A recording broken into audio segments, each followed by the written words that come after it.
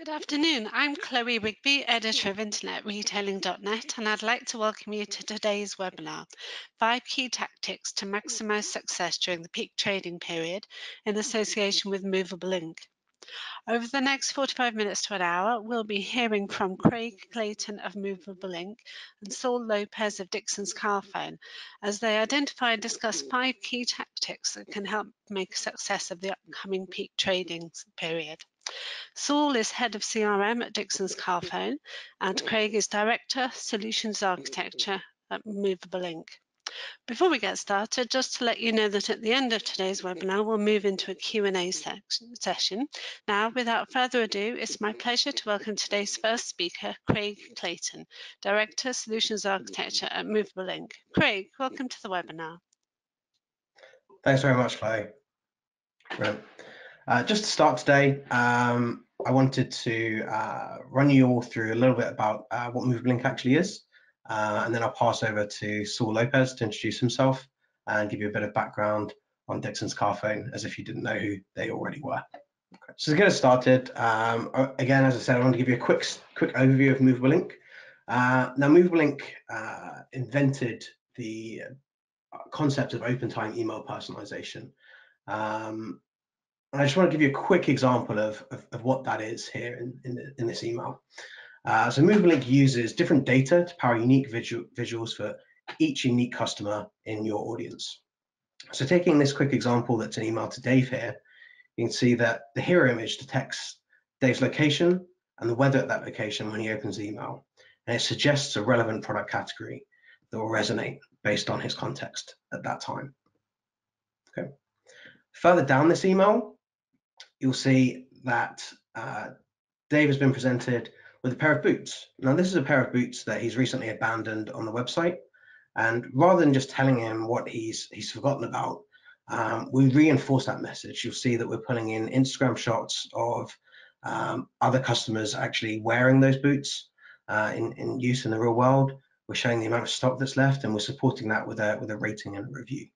This doesn't just tell him that he forgot something, but it actually persuades him that he should take another look at these shoes.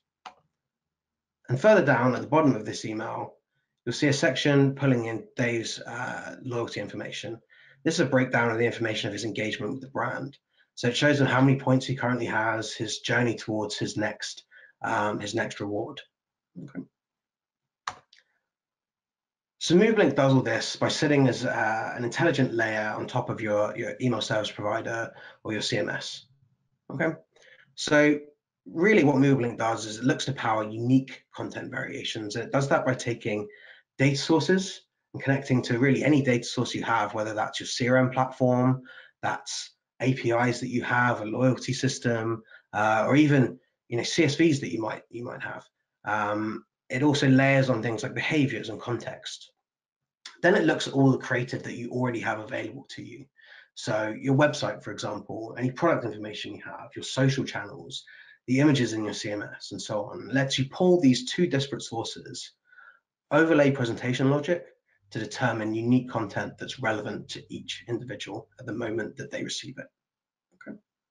Now I'll pass over to Saul quickly to give you a little bit of an insight to his role at Dixons Carphone. Thanks, Craig. So a little bit of background on Dixons Carphone, a quintessential kind of British brand. For sure, everyone has already seen our stores, over 850 stores across the UK, a really large-scale operation specializing on electrical and mobile goods. Now, a year ago, we kind of embarked on a new kind of company vision and business vision, which is we help everyone enjoy amazing technology. And the whole idea behind this vision is for us to really focus on the customers and how can our technology and our products really change our customers' lives.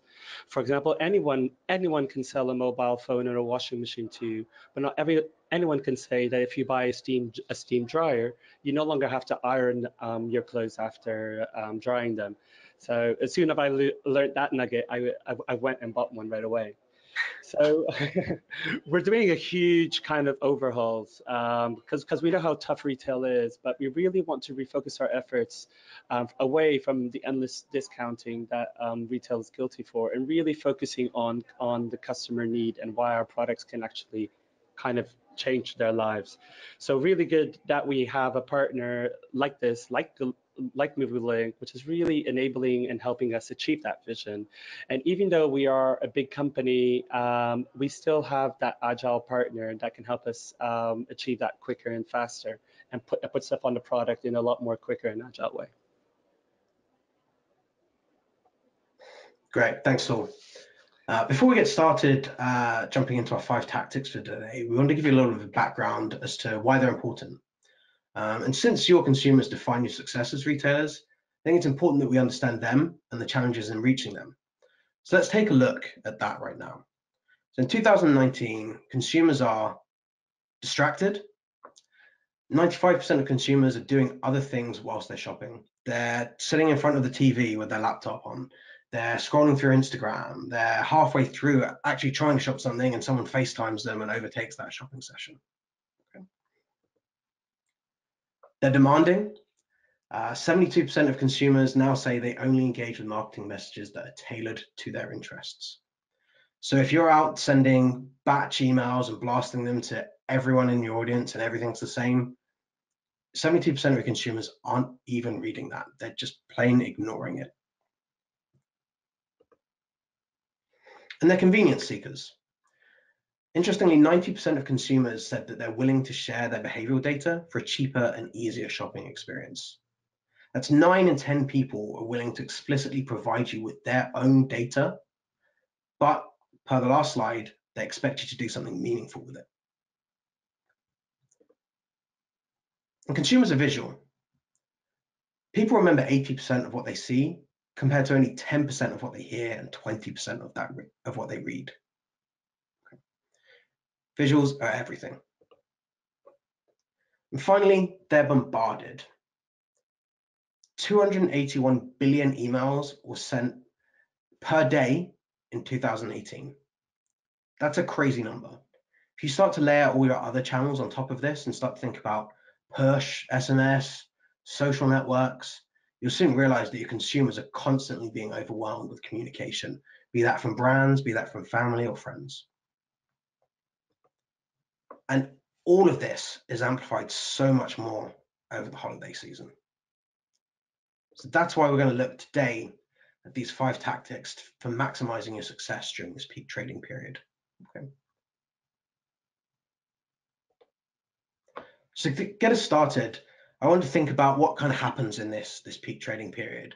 Not only do we have all of those consumer challenges that I just mentioned to deal with, but no doubt you'll be faced with internal pressures, right?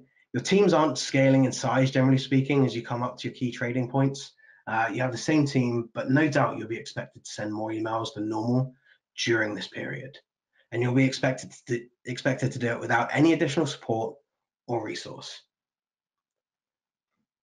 By looking to automate some of the creation of your email and your product content, you can streamline your build process to not only keep up with those internal demands, but it will also help you free up some time to tackle the next 4 tactics that we're going to look at, which are all aimed at getting the most out of your consumers. So, Saul, do you mind taking us through the challenges that you face at Dixons Carphone and how you're looking to overcome them? Yes, I can. Basically, we suffer from some of the problems that any type of retailer does. Lots of last minute commercial changes, lots of last minute pricing changes, product swaps, everything. So we would literally spend the whole 2 days before an email send just focusing on doing revision and revision and revision of creative. We would even have someone coming in at 7 a.m. in the morning just to do last minute pricing changes. That would happen overnight, and just make sure that we send the email at 9 that everything was correct. So just by using Movelink, we were able to automate a huge amount of manual process. We just have to key in which products we want to show. We already have out of the box product pods, and as soon as someone opens the email, that content and that pricing is relevant at that moment in time. So no longer going back and forth with commercial and trading teams trying to change things at last minute, but we can change them in real time.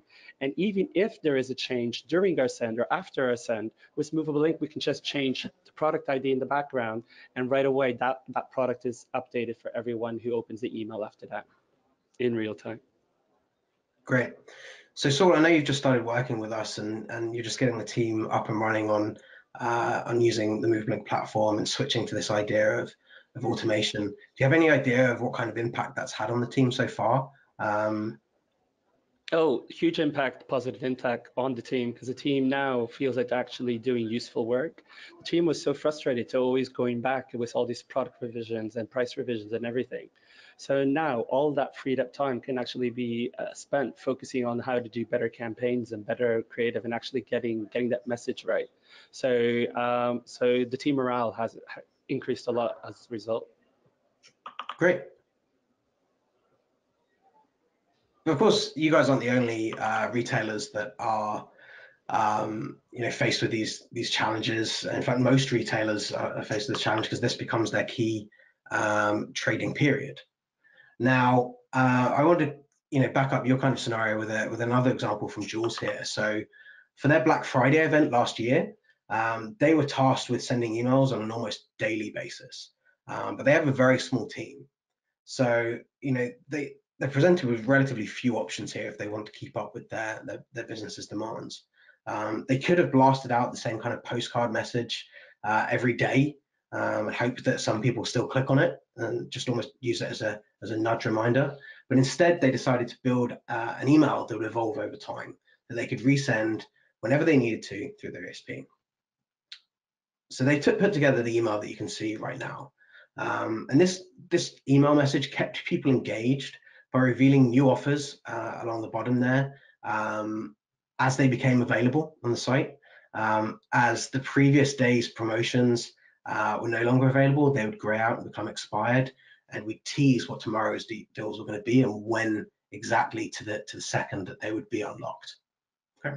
They then backed that up with some star buys right at the bottom of the email there.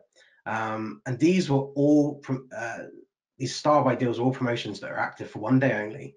But what was particularly special about these was as they went out of stock, we switched them into the next product. So that meant that, per how your kind of scenario you're describing before, Saul, people weren't having to come in, update this email, check it before they sent it. They'd already done all the work up front to find all the products they wanted to feature. And as they were going out of stock, we could make sure that consumers were only seeing products that they could act upon and purchase. Okay. Great. So by freeing up time through some automation, brands can start to focus on something that becomes increasingly important to cutting through the noise and to reaching your consumers: testing and optimizing. Okay. So everyone understands that it's important to test to see what works for your audience, but the problem with traditional tests is that they're often A/B based and result in not only serving half of your audience weak performing content, but they provide you with insights that you cannot act upon until much later. So taking testing to the next level, looking at real-time optimization, you can gain those same learnings and insights, but you can actually optimize the email in the inbox to ensure as many of your consumers as possible are receiving the best performing content. So would you mind taking us through how you've been testing at Dixons Carphone since you joined? Oh yeah, exactly. So when we were putting together our peak plan and saying all of the new initiatives that we wanted to do, in order to prepare ourselves for Q3, we actually, for our peak plan, we actually 3 months before put together a robust test plan so we can actually test all of our initiatives before peak. So any type of new initiative, a new thing that we wanted to do, we would first do a dry run and a test in a few months after. That way, we took away all of the type of guesswork, and we really know that we're maximizing value over the peak period. But better yet, we also tried to improve our testing by also working with Phrasee and working with artificial intelligence. So we've been using Phrasee already for a couple of months on our subject lines, and we saw some really good results and increased conversions by just using Phrasee in our subject lines. But we wanted to take this to the next level, and using movable links out of the box content optimizer tool, we're now, and with the Phrasee integration, we're now actually testing different variations of our leading trading message using AI. So basically, we tell Phrasee our hero message and our human written message, and then Phrasee gives us some 4 or 5 alternatives. We then put through the Movelink's content optimizer these 4 or 5 alternatives, and in real time, based on real customer engagement and people clicking on the email, it will pick an automatic winner. So when we actually did this test, we actually found out that the human written headline was the worst performing one out of all of it. So it was really some really good learnings of how just changing that headline copy can actually change the performance of an email. I'm sure your copywriters were thrilled with that result, Saul. Oh yeah, I had some tough conversations internally. Brilliant. So just to move on, we're in a place now where we looked at our first 2 tactics. We've automated some of the manual build processes and taken away some of that strain of keeping up with those frequent price changes through the peak period. We're now able to keep up with all those additional sends that we have to get out for the business. And of those messages that we are sending, we're optimizing their performance. So now we've done all that, how do we stand out from the inbox even more, right? So how do we make sure that we cut through all that noise that other brands are making and really drive home something unique and get people engaged? Well, one way of doing that is by leveraging interactive experiences from email.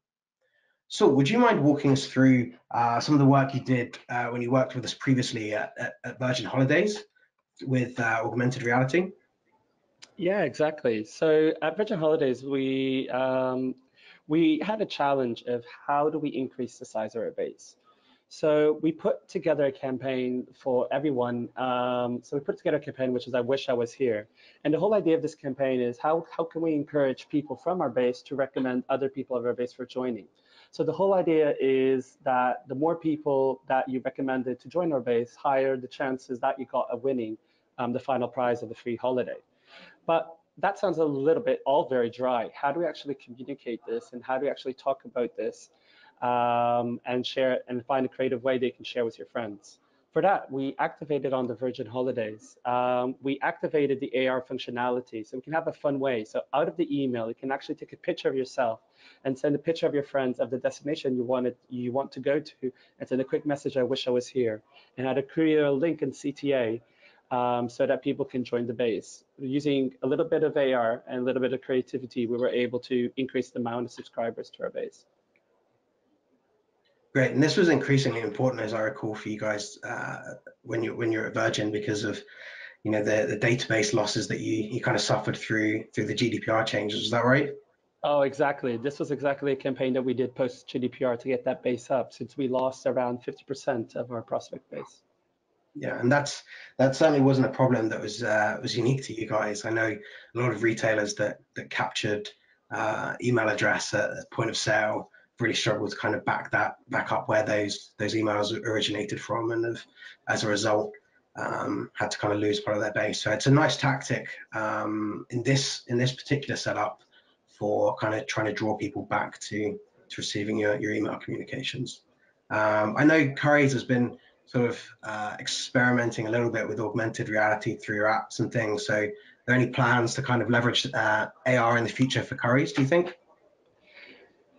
Yes, a few plans that were kind of bubbling up, and how we can use augmented reality to actually showcase our products a little bit better. We also have augmented reality in our apps, so we're also going to find ways that we can kind of join up that journey together. Nice, nice. I must admit I've used it to try and justify getting a TV pinned up to my wall to my You wife, want but that no. big screen TV, don't you? Yeah, exactly. Right. So augmented reality is just one kind of interactive experience that we can drive people to through email. Another method of building that kind of interactive experience is through live polling. So I have a quick example, a very visual example here from Bowden of how they leveraged live polling. So traditionally, live polling is really about getting people to engage with an answer to a question. But Bowden, being the colorful, creative brand they were, they wanted to take this a different way. And they used live polling to create an interactive race. within their email. So as each consumer opened the email, they're presented with this race of colors through the rainbow. And they were asked to vote for their favorite color choice for their kids. They could vote by clicking on the email in the appropriate lane. And as each consumer opened this email, the positions of the clothing items in the different colors were updated based on the interaction of all the previous consumers. And when people engaged, they were taken off to look at exactly the right product. So not only does this create an engaging experience in the email that consumers actually want to participate in, it provides you as a brand with some insight into their preferences, which you could actually use to target them later. Now, I know, Saul, you did something like this a little earlier in the year. Could you talk us through that? Yeah, so during the bank holiday in May, we kind of did a very similar journey. So we all know that bank holidays are kind of a national event, and everyone starts planning. So we sent out in the beginning of the week a poll of what you're up to during that bank holiday. Are you going inside? Are you relaxing? Or are you just focusing on yourself? And then you could compare your answers to the national average with everyone polling. But what happened is it is by clicking on that on one of those options, we gave the whole personalized journey post that. So if you clicked on I want to focus on me, you would get Dyson Airwraps, or you would get personalized beauty products right after. So using the data out of the poll, we were able to personalize the journey. And I know that that performance really improved on those people who actually went on that journey. Great, nice. So the kind of targeting based on email behavior that we've spoken about here is a really great stepping stone toward deeper behavior-based personalization in email. So taking the journey of interactions a consumer has made with you across different channels and using that to personalize your marketing visuals. So I have a couple of examples of that here, a couple of relatively simple examples, but hopefully quite meaningful. And both of these examples that I'm going to walk you through now are actually personalizations of existing messages that go to a large audience, right? So they're no longer, behavior-based personalization for email is no longer kind of limited to this idea of a trigger message when you've abandoned a cart or when you viewed a product. Now we're able to bring behavior-based personalization into every email. And our first example here from Next does exactly that. So they have a looks we love email that goes out to most of their audience. But Next wanted to make these more relevant. So really to do that, they looked at leveraging behavior-based data rather than explicit preference data, which quickly ages and goes out of date. So in this scenario, what they did was they based the content you would receive on the categories on the site that you'd most browsed in the last couple of weeks. So actually now their looks we love email is completely different depending on how you've engaged with them in the past. So you can see on this slide, this is the exact same email that was sent at the exact same time, but received by two individuals. And they've received very different content. And by personalizing the content based on this engagement, they're able to create an email that looks as though it was seemingly created specifically for them, but without the need to build many separate emails and target those down. Okay. So depending on which categories you browsed, we went and pulled the most popular products from those given categories on there and tested that against our more traditional merchandising led approach where everyone received the same content that was mixed. So that's a good start, right? We're taking your behaviors, your simple behaviors, your browsing behavior, and we're creating some content for you. And that's really how Very.co.uk started their behavior-based personalization journey this year. So we started working together in 2019 based on this idea of behavior-based personalization. And they started simple. They targeted banners or they targeted hero messages based on broad departments or categories that you'd looked at. But over time, this has evolved. Okay, so rather than just taking that broad-based level and serving you some generic content based on that, they've got really specific. They've started looking at, hey, can I bring back that particular item that you'd viewed 3 times and pull that into the email? That item that you've left in your cart and so on, to the point that this past bank holiday weekend in August, they really wanted to get very specific and personalized. So threw a nice new challenge at the team here. So they had a bank holiday deals campaign to promote. But as I said, they wanted to get a little bit smarter with it. So they wanted to surface up products that you'd engage with on kind of a hierarchy basis, right? So the most valuable being those things at the lowest point in the funnel, such as items that were left in a cart, then most viewed items or recently viewed items and so on. But they only wanted to show you these items if there are products that you'd looked at that were now on offer as part of the bank holiday deals promotion that you were sending. Okay, so they blast out the email to everyone. Anyone that's recently engaged with them on the site will receive products that they've looked at previously and are now in the offer. Trying to convince them that, that thing you were looking at and you kept going back to look at, well, guess what? Now it's £50 cheaper than it was. Why don't you buy it as part of the promotion before it's gone? And not only did this have a great impact on the response rates in terms of driving traffic to the site, but it had a huge impact on their conversions as well. So this is all nice, this is all great, but it's very much brand led. Everything we've spoken about really so far is what the brand wants to push to the consumer, which makes sense, right? But how do you convince consumers that are on the fence that they should buy with you or they should buy that particular product that you're sharing with them? Well, the answer might actually be to use your current customers to convince your new or would-be customers by leveraging user-generated content and social proof. So I have a couple of examples of that here. So M&Co, for example, in the email that I'm showing on the slide here, wanted to present top-rated styles and products to their consumers. Now, these were department or category focused, depending on women's wear, men's wear, kids wear, homeware, and so on. And they surface up the top-rated products on the site for last week. But they wanted to make that a little bit more compelling. So rather than just surface those things up, they've backed this up with social proof in the form of reviews from real customers that are pulled in real time. The intent here is that they'll provide you with feedback from people like you so that you can understand the product better, why it's a top-rated product and why you'd want to buy it. The intent is that actually perhaps we can take some of that research phase away, build confidence directly in the email so that people can see a product they might like, feel assured that other consumers have tried it and like it, and they can go straight to converting rather than researching. And I know that's something that you guys have tested as well at Curry's, Saul.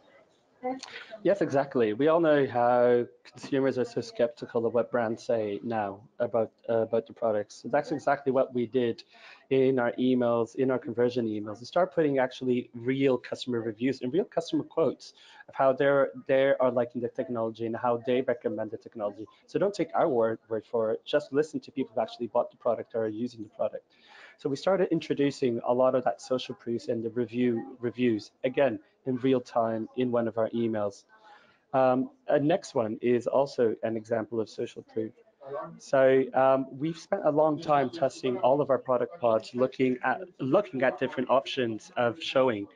And we found out that actually showing the product pods with the amount of users and also the price and amount of views that we have in the product give us the best results.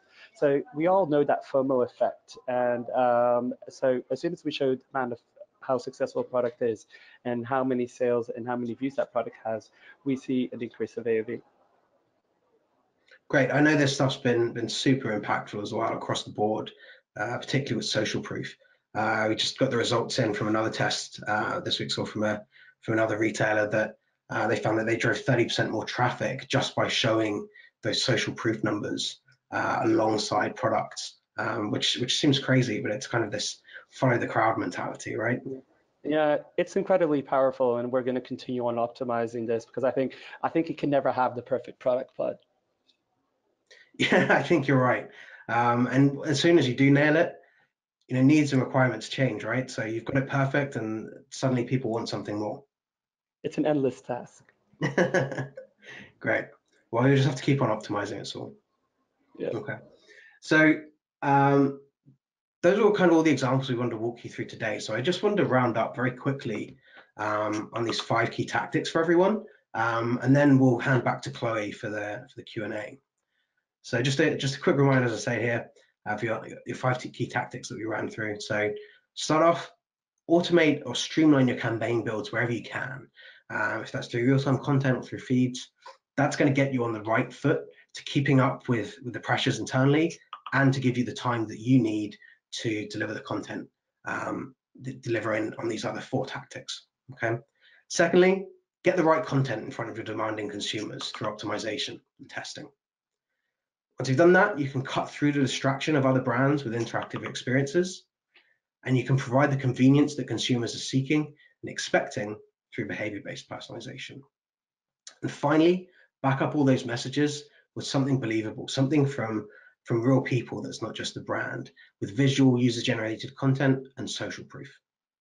Okay, so those are our 5 tactics. I'm going to hand back over to Chloe now for the Q&A, to lead the Q&A for us. So if you've got any questions, please do fire them along.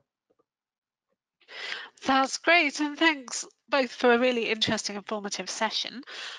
We do have some questions in already, but before we start in on that Q&A session, quick reminder to anyone else who still has a question on how to ask it.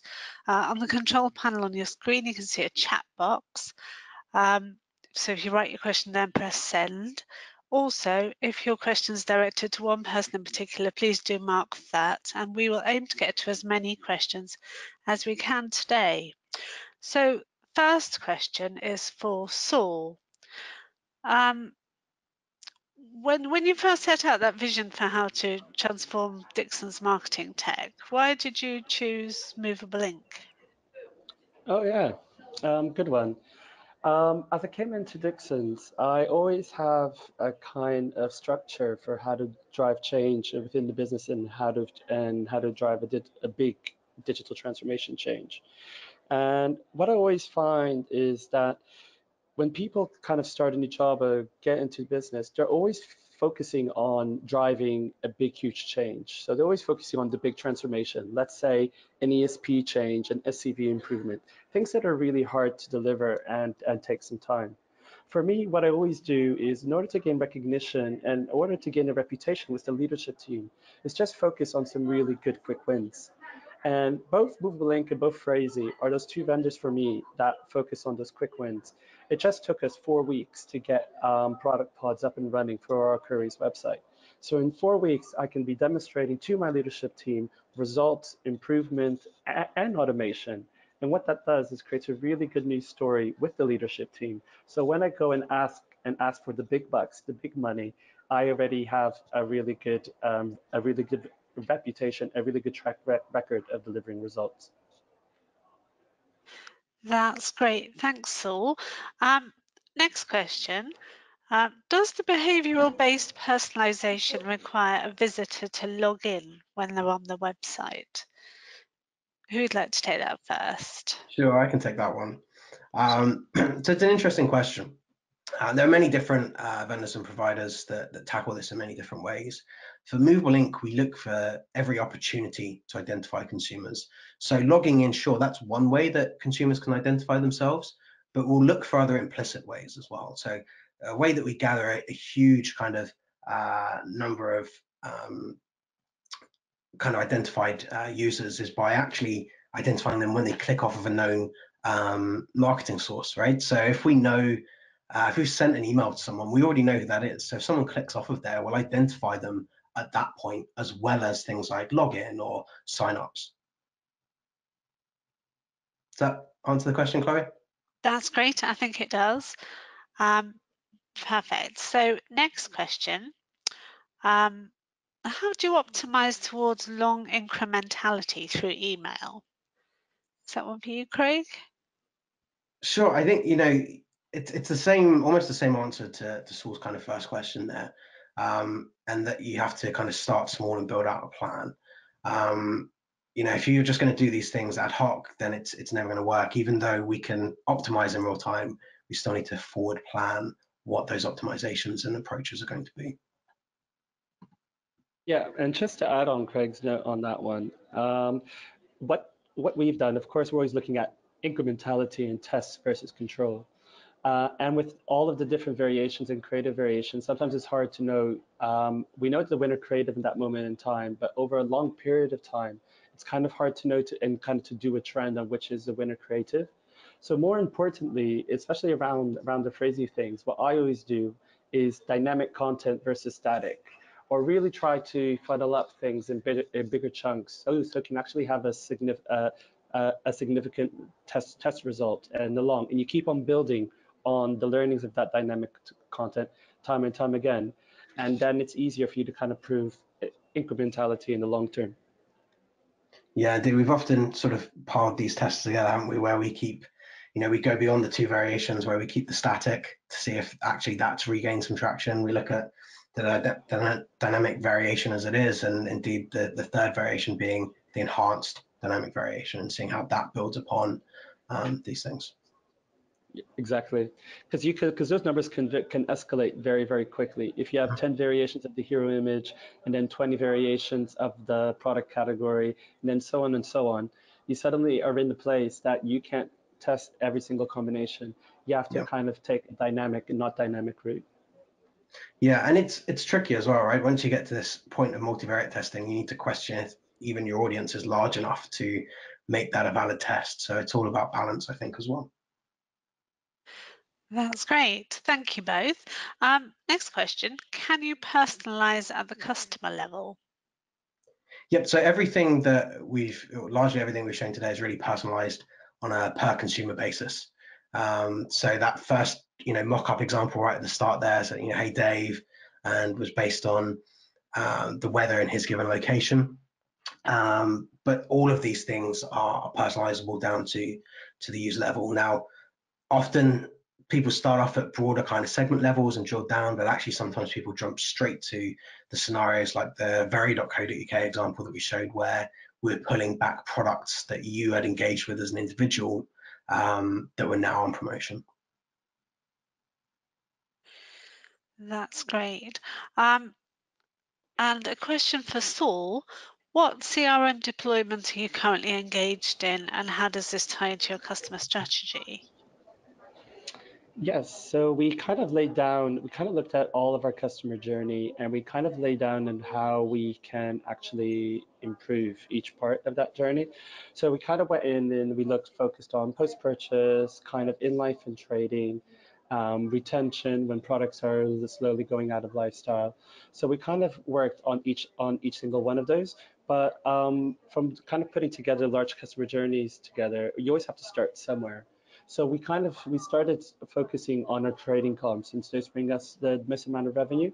So we kind of did a holistic strategy for our trading calendar, broke that up into certain campaign events, and during those campaign events, really focusing on what is the customer need and what we need to talk about. And then this is where Movelink really helps us automate and personalize to that customer need. That's great. Next question, I think, is for Craig. Okay. Craig, if we wanted to use the optimizer for Movelink, but we don't have Phrasee, is this possible still using our own language variations? Yeah, absolutely. The Phrasee work is something that we've recently partnered with Phrasee on, but actually we can use the optimizer to test anything. The scenario you saw was testing different language variations, which you could indeed have your copywriters prepare a few different variations for you to test, but it could be on anything. People often use this to optimize different call to actions or colors and things. The price versus no price is a very common test.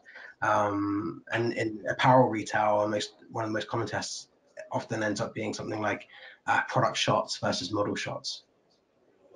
Another thing that creative testing can help on is also, we all know how retail is and our daily battles with trading and commercial, and everyone in the business has an opinion of what the headline message could be. With the creative testing, it's kind of a cheeky way to say, to actually put every creative that everyone in the business is saying, because it's all based on kind of some type of human bias. So all those difficult trading conversations, the thing you can say is, okay, we'll put all 4 messages out, and whoever wins wins. And from past experience, what I've always saw is the simplest and shortest messages are the one that win, not not the type of trading messages where we talk about benefit A, then benefit C, then a discount D, and then another thing for free E. So really having that single-minded trading message is what tends to win on the optimizer and drives customer action. That's great. Thank you both. How do you join customers that you've emailed to other channels? Is there a way to do this? Do you want to start with that, Craig? Yeah, sure. And it's a really interesting question. I think something that many technology partners and brands are trying to tackle themselves. And a really simple way to start, generally speaking, is kind of what I started describing earlier, by tying up those channels. So starting simply, we're going to identify people, or rather people that arrive on the site will know anonymously who they are and track historic behavior, but we'll start to identify them through different means, right? So if they log in, we'll take an action that lets us know who they are, great. If they come from an identified channel, brilliant, right? If they've come from somewhere where we know who they are, then we can include that, and on the site we'll record it and send it back to the servers to understand who that person is. So start off with the identified channels and tie them into the anonymous channels. And the real keys here are ideally having unique IDs that are consistent across your channels, but often that's not a reality, at least in current state for most brands. So it becomes about actually either what can you use consistently, or how can we match those inconsistent IDs and those anonymous IDs. That's great. Thank you. Sure. Question for Saul. Are you doing any build the base campaigns at Dixons Carphone? Or are you doing it together, I think? Um, yeah, so build the base. I haven't started any one of those campaigns at Dixon since we already have kind of like a really good flow of permissions. But yes, we're trying to see ways that we can leverage traffic to the website to kind of convert and build our base. That's great. Thank you. Just looking through our list of questions to spot one we haven't answered. How do you keep your database clean? Is that a question that you can take on? This Yeah, would be a question for Phil. it's a It's difficult quite a big one. question. How to keep the database clean? It's always a tough one, and what I always think that helps, and managing dupes in CRM and managing dupes in any type of business is always a challenging subject. What I always found out that really helps is focusing on defining on a data perspective what is a customer. So in your business, how do you define your customers? Is customer an email? Is it an email and a home address? Is it a house? Is it a home address? Is it a household? There's a lot of different definitions that you can have on customers, and it will change by depending on what type of business you work in. So really focusing on that and using that to kind of dedupe your base. Because if you have a digital online only business, email is your best unique identifier to kind of clean up and dedupe that base. So depending on how you define your customers, then you can use that definition to kind of clean up. Yeah, and I think just coming from an email a data-based company prior to joining Movelink, I think this is $1 million industry, right? Is keeping this data clean, but I think there are some simple rules that getting yourself set up in at least the right way, which are kind of what Saul's described. But thinking about all these disparate data sources you do have. Creating a hierarchy amongst those and business rules for how those different sources interact is key, and having a clear definition of that written down is really important. That ensures that that you're at least getting the best data that you possibly can, even if it's not perfect. That's great. And then just some questions about individual. And do you find that testing ignores the fact that we're individuals and that personalization is what works best in marketing? I think that's probably a deeper question than maybe we have time for today. I think it's a good one. I think it's an important one. I think there are, you know, testing at an individual level is very challenging. There's some very interesting um, articles from the team at Netflix that try and do this and try and tackle testing on a per person basis, and it is tough. I think, as marketers, we have to be bought into the idea that personalization works on the whole, but the way to kind of prove that out perhaps is with a broader level test, right? So yes, we can do things like test the simple things I've described. So call to actions, price versus no price. But at the very least, we should also be testing at a broad or at least a segment level whether getting that personalized variation performed better than not getting a personalization and personalized version, even though you qualified for one. And that's a key test, I think. So although it does look at a broader group than just you as a person, it does give us insight into what is happening at a person-based level. That's great. And next question is for Saul. Saul, what are your best performing emails? Best performing emails. I have to admit, it's going to be the good old fashioned abandoned basket and our trading campaigns, so our weekly promotions. They're still the ones who generate the most amount of revenue and can really move the dial. That's great. And um, next question. Do you enrich your customer data at all to help personalize your emails? Yeah, so we have a whole bunch of functions to kind of put customers in segments and in groups, and we have overnight jobs, and we have overnight jobs where we're actually writing, working down calculations and writing down queries on our data sets so that we can either know the customer's high value, low value, he's a promo hunter, yes or no, so we have all these different data queues in our data set that kind of run overnight, so we can easily target them and for campaigns. We also have our customer segmentation. So we do enrich a lot our data set through any type of models or any type of rules or rule-based propensities that we kind of run in the background. We run them overnight. So then when we actually want to activate them campaigns, it's actually easy to bring it to life. That's great. And Craig, any final thoughts on customer data, personalization of emails? No, I mean, to the last question, we will have to believe as marketers that it is important, and the data certainly shows that. I think, I'm a big data geek, and I'm almost kind of, give me any data point I can get. I think, as Saul kind of described there, he called out his two best performing things were offer based. I mean, no surprise there, right? And behavior based in the kind of abandoned journey. So I think if I was going to prioritize one kind of data to capture right now, it would probably be behavior data over everything else, and then use that to start informing broader intelligence. That's great. Well, that brings us to the end of today's webinar. So thank you all for your time and for your questions. Thanks to our speakers, Craig Clayton of Movable Inc. and Saul Lopes of Dixons Carphone. Thank you both for being on this call today. Yeah, thank you. Thank you.